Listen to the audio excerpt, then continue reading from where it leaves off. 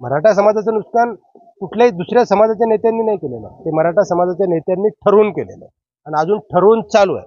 मराठा जय भारत, मी शीतल जागृती news मध्ये आपल्या सर्वांचं स्वागत आहे. माझा प्रश्न आणि समाजाचा असा प्रश्न आहे सर की संविधानिकरित्या आपल्याला आरक्षण कसं मिळेल? हा देश कुणाला काय वाटतं, कोण काय म्हणतं, कोण काय मागतं यावर चालत नाही.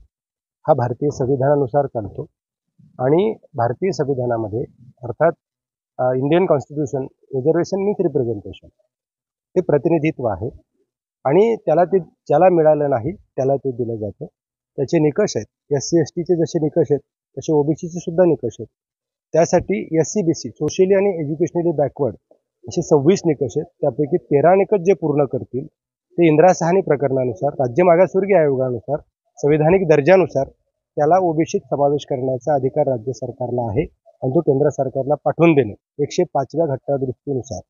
त्यानुसार हे केलं तर होऊ शकतं. मराठा आरक्षणाचा प्रश्न हा कुठल्याही न्यायालयात अडकलेला नाही, तर कुठल्याही कायद्यात अडकलेला नाही, तर तो राजकीय इच्छाशक्तीत अडकलेला आहे. राजकीय इच्छाशक्ती जर इथल्या सरकारची असेल तर आरक्षण मिळणं फार अवघड नाही. त्याची एक प्रोसिजर आहे, ती कायदेशीररित्या पूर्ण करावी लागते आणि ती पूर्ण कशी करावी याचा ड्राफ्ट आम्ही महाराष्ट्र सरकारला दिलेला आहे.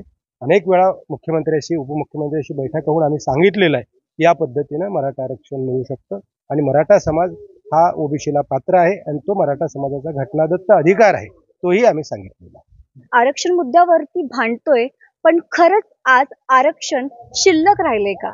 शिक्षण पण जे आहे आता खाजगीकरण झाले त्याचं, आणि जे सरकारी कंपन्या आहेत त्यांचं पण खाजगीकरण चालूच आहे. म्हणजे सगळ्याच गोष्टीमध्ये जर खाजगीकरण होत आहे तर मग खरंच म्हणता येईल का की आरक्षण आता काही उरलं आहे? आरक्षण हे प्रतिनिधित्व आहे, सामाजिक आणि शैक्षणिक दृष्ट्या ते प्रतिनिधित्व आहे, हे आपण पहिल्यांदा लक्षात घेतलं पाहिजे. दुसरी गोष्ट, आता नोकऱ्या नाहीत असं जरी म्हणत असले तरी शिक्षणासाठी अतिशय महत्त्वाचं आहे.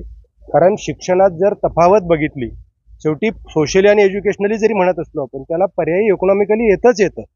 कारण आता जे स्टेटसचा विचार होतो तो पर्यायी इकॉनॉमिकली होतो. तर त्यामुळे फीमध्ये खूप फरक पडतो आणि तेच दुखणं असतं. एकाला 1 लाख रुपये लागले, मला 50,000, त्याला 50,000 लागले आणि त्याला 12,000 लागले आणि त्याला 2,000 लागले. हे कुठेतरी सामाजिक सलोखा बिघडवतं. त्यामुळे ज्याचा जो अधिकार आहे तो त्याला मिळाला पाहिजे आणि तो संविधानिक पद्धतीनं मिळतो. आणि हे जी सामाजिक तेढ निर्माण केली जाते हे राजकीय पक्ष करतायत, राजकीय नेते करतायत, सगळ्याच पक्षाचे करतात, विरोधी पक्षातले बी करतायत आणि सत्ताधारी बी करतायत. कारण त्यांनी जर हे केलं नाही तर त्यांची राजकीय पोळी भाजत नाही, त्यांना माहिती आहे.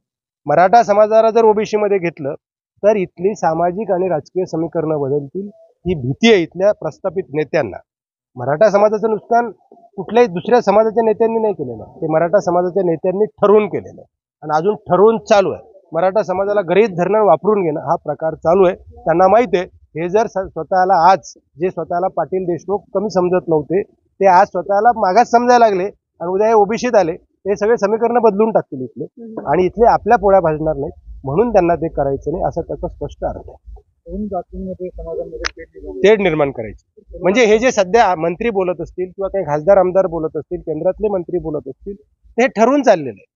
केवळ सत्ताधारीच नेते सांगतात असं नाही, तर ते विरोधी पक्षातले सुद्धा नेते सांगतात की तुम्ही पुढे व्हा, असं बोला, म्हणजे जाणीवपूर्वक दोन समाजामध्ये वाद निर्माण होतील, तेढ निर्माण होईल, एकमेकाची मनं वाईट होतील आणि याचा फायदा आपण राजकारणात उचलू, असं सुरू.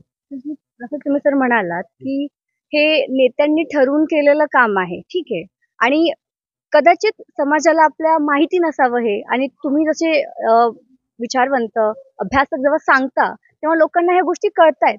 पण कळाल्यानंतरही आपण हा सामाजिक सलोखा कसा जपू किंवा वाढवू याबद्दल तुम्ही काय सांगाल लोकांना?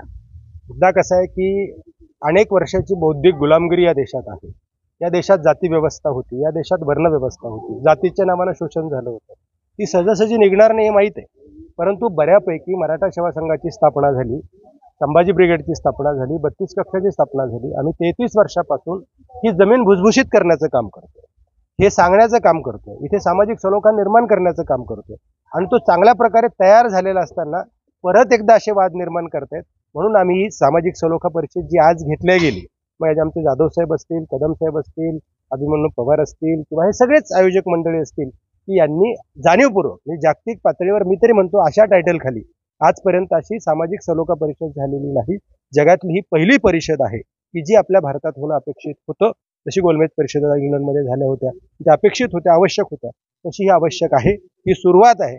अजून या पद्धतीनं अशा अनेक परिषदा होऊन प्रबोधन होणं आवश्यक आहे आणि समाजापर्यंत हे पोहोचणं आवश्यक आहे आणि सामाजिक सलोखा प्रस्थापित होणं आवश्यक आहे. त्यासाठी जाणीवपूर्वक प्रयत्न होणं आवश्यक आहे आणि ते आता आपण करतो.